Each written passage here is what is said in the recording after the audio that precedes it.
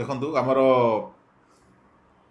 ଜିଲ୍ଲାପାଳଙ୍କ ନିର୍ଦ୍ଦେଶ କ୍ରମେ ଆମର ଯେଉଁ ଟିମ୍ ଅଛନ୍ତି ସିଭିଲ୍ ସପ୍ଲାଏ ତା ସହିତ ଆମର ତହସିଲଦାର ପୋଲିସ ଏମିତି ସବୁ ଟିମ୍ ଆମେ ସବୁ ମଣ୍ଡିକୁ ଇନ୍ସପେକ୍ସନ୍ କରୁଛୁ ଭେରିଫିକେସନ୍ କରୁଛୁ ଆଉ ଆମର ପିଡି ପ୍ରୋକ୍ୟୁରମେଣ୍ଟ ପ୍ରୋସେସ୍ ଚାଲୁ ରହିଛି। ୟାର ଭିତରେ ଆମେ କାଲି ଖବର ପାଇଲୁ ଯେ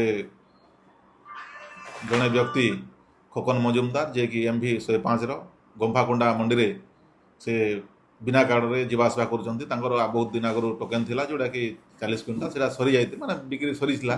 ତା ସତ୍ତ୍ୱେ ମଧ୍ୟ ସେ ମଣ୍ଡିକୁ ବିନା କାର୍ଡ଼ରେ ଯିବା ଆସିବା କରୁଥିଲେ ଓ ତାଙ୍କର ଗତିବିଧିକୁ ଆମକୁ ସନ୍ଦେହ ହୋଇଥିଲା ଓ ସେ ତାଙ୍କୁ ପଚରା ଉଚରା କଲା କିଛି ଉତ୍ତର ଦେଇ ନ ପାରି ପ୍ରକୃତ ମାନେ ଯେଉଁ ପ୍ରକୃତ ଉତ୍ତର ଦେଇପାରିନଥିଲେ ଯେଉଁଟା ଯୁକ୍ତିଯୁକ୍ତ ନଥିଲା।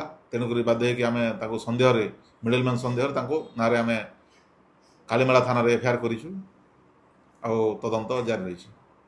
ଆଉ ଏଭଳିଆ ଯଦି ଅଲଗା ମଣ୍ଡିରେ ବି କିଛି ଦେଖାଦିଏ ଆମେ ବିଗତ ଦିନମାନଙ୍କରେ ଏ ଯେଉଁ ଇନଷ୍ଟ୍ରକ୍ସନ୍ ବି ଦେଇଥିଲୁ ଯେ ଯେଉଁମାନେ ଜେନ୍ୟୁନ୍ ଚାଷୀ ସେମାନେ ଆସିବେ କି ଯାହାର କିଛି କାମ ଅଛି ଆସିପାରନ୍ତି, କିନ୍ତୁ ଯେଉଁମାନେ ସସ୍ପେକ୍ଟେଡ୍ ବ୍ୟକ୍ତି ଯେଉଁମାନେ ଧାନ କିଣାରେ କିଏ ସବୁରେ ବାଧା ଯଦି ଇଣ୍ଟରଫିୟର କରୁଛନ୍ତି ପିଡି ପ୍ରୋକ୍ୟୁରମେଣ୍ଟ ପ୍ରୋସେସ୍ରେ ତାଙ୍କ ବିରୁଦ୍ଧରେ ଆମେ ସନ୍ଦେହରେ ନିଶ୍ଚିତ ଭାବରେ ଆକ୍ସନ୍ ନେବୁ କିମ୍ବା FIR ମଧ୍ୟ କରିବୁ। ସାର୍ ଯେଉଁ ବିଭିନ୍ନ ମଣ୍ଡିରେ ଏବେ ବି ଧାନ ରହିଛି ସାର୍, ତାର ଟାର୍ଗେଟକୁ ନେଇ କେମିତି ଜିଲ୍ଲା ପ୍ରଶାସନ ଆଗାମୀ ଦିନରେ କାମ କରିବେ?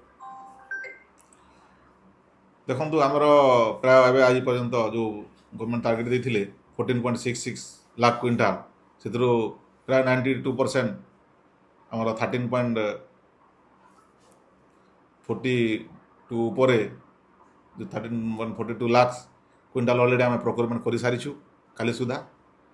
ଆଉ ବହୁତ ଅଳ୍ପ ଅଛି ସେ ଟାର୍ଗେଟ୍, କିନ୍ତୁ ଆହୁରି ଏଡ଼ିସନାଲ୍ ଟାର୍ଗେଟ୍ ମଧ୍ୟ ଆମେ ମାଗିଛୁ 3 ଲକ୍ଷ ଆସିଛି। ତେଣୁକରି ଯେଉଁ ବି କିଛି ଧାନ ଭେରିଫାଏ କରିଛୁ, ଯଦି ଆହୁରି କିଛି ଯେଉଁ ଧାନ ଗୁଡ଼ା ଅଛି ସେଗୁଡ଼ାକୁ ଆମେ ନିଶ୍ଚିତ ଭାବରେ ଚାଷୀ ଜେନ୍ୟୁନ୍ ଚାଷୀଙ୍କଠୁ 100% ପ୍ରୋକ୍ୟୁରମେଣ୍ଟ କରିବୁ। ଆମ ପାଖରେ ଟାର୍ଗେଟ୍ ଅଛି, ମାନେ ଚାଷୀମାନେ ପେନିକ୍ ହେବାର କୌଣସି ଆବଶ୍ୟକତା ନାହିଁ। ଯେଉଁମାନେ ଜେନ୍ୟୁନ୍ ଅଛନ୍ତି, ଯେଉଁମାନେ ପ୍ରପର୍ ଭେରିଫାଏ କରିକିରି FAQ କ୍ୱାଲିଟି ଧାନ ଥିବ ସେଗୁଡ଼ାକୁ ନିଶ୍ଚିତ ଭାବରେ ଆମେ ପ୍ରୋକ୍ୟୁରମେଣ୍ଟ କରିବୁ 100%।